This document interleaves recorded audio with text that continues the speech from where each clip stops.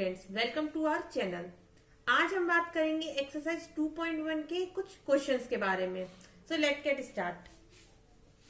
सबसे पहला क्वेश्चन है if +1 comma y minus 2/3 bracket close is equals to bracket में फिर लिखा हुआ है 5/3 comma 1/3 find the value of x and y।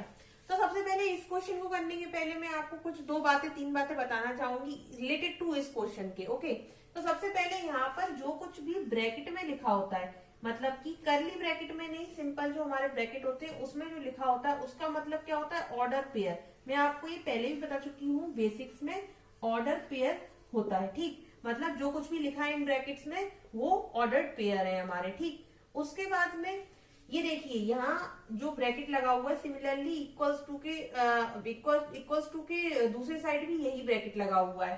तो जो फर्स्ट पार्ट होगा ब्रैकेट का और यहाँ जो फर्स्ट पार्ट होगा ब्रैकेट का, दोनों की दोनों क्या होंगे, इक्वल होंगे। मतलब फर्स्ट पार्ट इक्वल होगा और सिमिलरली सेकंड पार्ट भी इक्वल होगा। तो देखिए फर्स्ट पार्ट भी इक्वल है और सेकंड पार्ट भी इक्वल है, तो फिर एक्स और वाई की वैल्यू इजीली निकाल सकते हैं हम।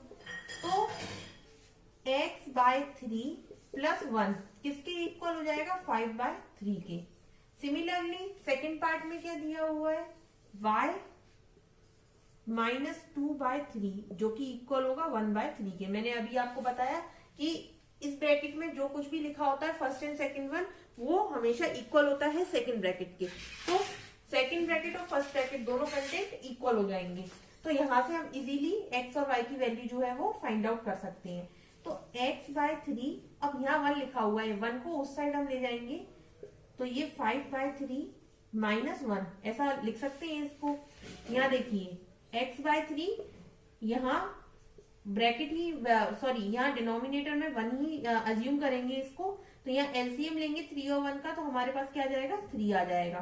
3 आ गया, 3 से 3 को डिवाइड किया तो 1 टाइम जाएगा, ये 5 आ जाएगा यहाँ पर। उसके बाद में यहाँ पर कितना आ जाएगा, 3 आ जाएगा। ये हम पता है एलसीएम कैसे, यहाँ पर हमें पता है कि ये किस तरह से हम सॉल्व करते हैं इसे। तो ये देखिए x/3 इज इक्वल टू 5 में से 3 गया तो कितना बचा, 2/3। तो 3 से 3 कैंसिल हो जाएगा।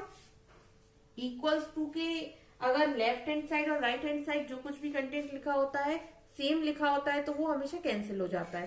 ठीक, तो कैंसिल हो गया 3 से 3। यहाँ हमारे पास क्या बचा, x इज इक्वल टू 2। तो देखिए x की वैल्यू कितने आसानी से निकल के आ गई, x इज इक्वल टू 2। अब सिमिलरली y के लिए भी हम सेम यही क्राइटेरिया फॉलो करेंगे, x माइनस 2/3। अब ये माइनस का 2/3 है, जब इस साइड जाएगा तो प्लस का 2/3 हो जाएगा। तो 1/3 तो एज यूजुअल लिखूंगी मैं, ये माइनस का 2/3 है तो ये क्या हो जाएगा, प्लस का 2/3। साइन का आपको बहुत खास तौर पे ध्यान रखना है, क्योंकि अक्सर क्या होता है स्टूडेंट्स क्या करते हैं, साइन से रिलेटेड बहुत मिस्टेक्स करते हैं।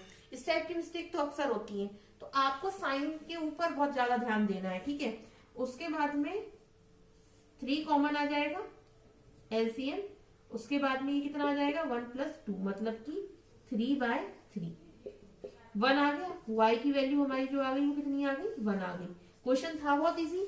तो ये जो एक्सरसाइजेस के क्वेश्चंस हैं, रिलेशन इन फंक्शन लोग बोलते हैं कि बहुत डिफिकल्ट चैप्टर है, बट बहुत ही इजी चैप्टर है अगर आप अच्छे से इसके बेसिक्स को समझ लें तो। ठीक है, तो अब यहाँ से x और y की वैल्यू आ गई हमारी। It's all about the question number 1।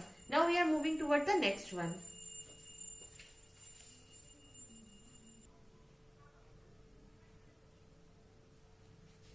Now question number second. Question number second में लिखा हुआ है if set A has 3 element, मतलब ए सेट में कितने एलिमेंट्स हैं, 3 एलिमेंट्स हैं। हालांकि यहाँ एलिमेंट्स नहीं दिए हुए हैं, बट ये डिफाइंड है कि सेट ए में जो है वो 3 एलिमेंट है। एंड सेट बी, अब सेट बी में देखिए एलिमेंट्स दिए हुए हैं 1 2 3 और एलिमेंट बताए भी गए कौन कौन से एलिमेंट है, 3 है, 4 है और 5 है। Then find the number of element in A cross B. देखिए अब यहाँ पर ए क्रॉस बी निकालना है हमें। ठीक, तो मैंने आपको लास्ट टाइम बेसिक्स में एक फॉर्मूला बताया था, number of element of A multiply by number of element of B is equals to number of element of A cross B. मतलब क्या किया था, ए के जितने भी एलिमेंट्स थे उसको मल्टीप्लाई किया था बी के एलिमेंट्स के साथ में, तो हमारे पास क्या आ गया था, ए क्रॉस बी, मतलब number of element in A cross B, ये आ गया था हमारे पास। अब इसी तरह से हम सॉल्व करेंगे इसको भी। तो सबसे पहले ये लिखेंगे नंबर ऑफ एलिमेंट इन ए, बताया गया है कि 3 है यहाँ पर।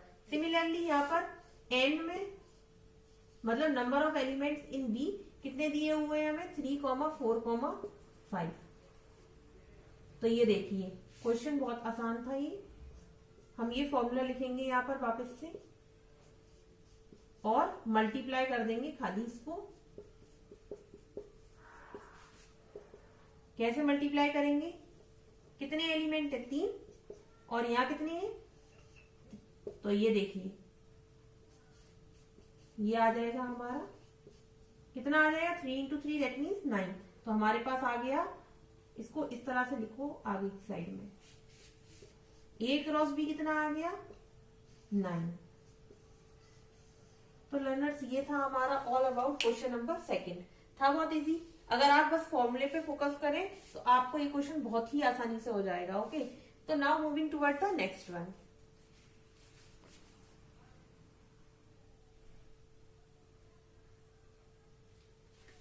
Now question number 3, if g is equals to 7, 8 and h is equals to 5, 4 and 2। तो नंबर ऑफ एलिमेंट्स इन जी 7, 8 और h में कितने एलिमेंट्स दिए हुए हैं 3 एलिमेंट, वो कितने हैं 5, 4 और 2। ठीक, तो फाइंड g इंटू एच मतलब g multiply h and similarly find h multiply by g।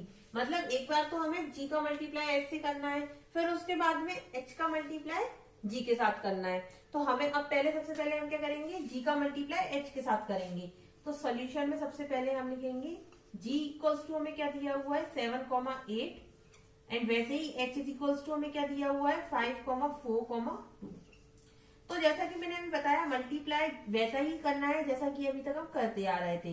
तो यहाँ लिखेंगे g multiply by h is equals to, देखिए अब यहाँ हमें सेट्स बनाने हैं सारे के सारे, मतलब पेयर्स बनाने हैं हमें सारे के सारे। तो 7 का एक बार मल्टीप्लाई 5 में करेंगे मतलब 7, 5 हो जाएगा। फिर उसके बाद में 7 का 4 के साथ करेंगे, एक एलिमेंट को पकड़ना है बस, उसके बाद में एक एलिमेंट का मल्टीप्लाई जितने भी अनदर सेट में दिए हुए हैं उस सब में पूरे में आपको कर देना है।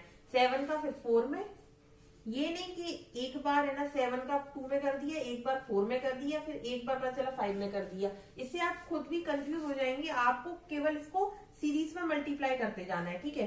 उसके बाद में 7 का मल्टीप्लाई 2 में, 7 का मल्टीप्लाई 2 में, इसी तरह से करना है आपको। उसके बाद में 8, अब 7 तो कंप्लीट हो गया, यहाँ पर और कोई एलिमेंट नहीं बचा है। अब 8 का मल्टीप्लाई 5 में, तो 8, 5। उसके बाद में 8 का 4 में मतलब 8, 4। उसके बाद में 8 का 2 में। देखो आसानी से आंसर भी आ जाता है इसी तरह से अगर करते हैं तो सीरीज में। अब यहाँ कोई और एलिमेंट तो बचा नहीं है तो जिसका मल्टीप्लाई करूंगी मैं। तो अब यहाँ g इंटू एच ये कंप्लीट होता है हमारा। अब उसके बाद में हमें किसका करना है मल्टीप्लाई h का g में। तो h का g में मल्टीप्लाई करेंगे, उसके लिए हमें क्या करना होगा, ये तो हमने इस तरह से लिख लिया। अब h का g में करना है तो इसको मैं जस्ट रिवर्स फॉर्म में लिख देती हूँ। तो h का पहले लिख देती हूँ 5, 4, 2। उसके बाद में मैं लिखती हूँ g का, यहाँ लिखूंगी g के लिए मैं, इसको आप अलग करना और इसको आप अलग करना, दोनों को अलग अलग करना। ओके, ये तो हमारा पहला वाला पार्ट हो गया। फिर उसके बाद में सेम यही लिखना है आपको, ये लिखना है 7, 8, ठीक है। इसको फिर रिवर्स फॉर्मेट में लिख देना, ठीक, ताकि आपको कोई प्रॉब्लम ना हो क्वेश्चन सॉल्व करते वक्त।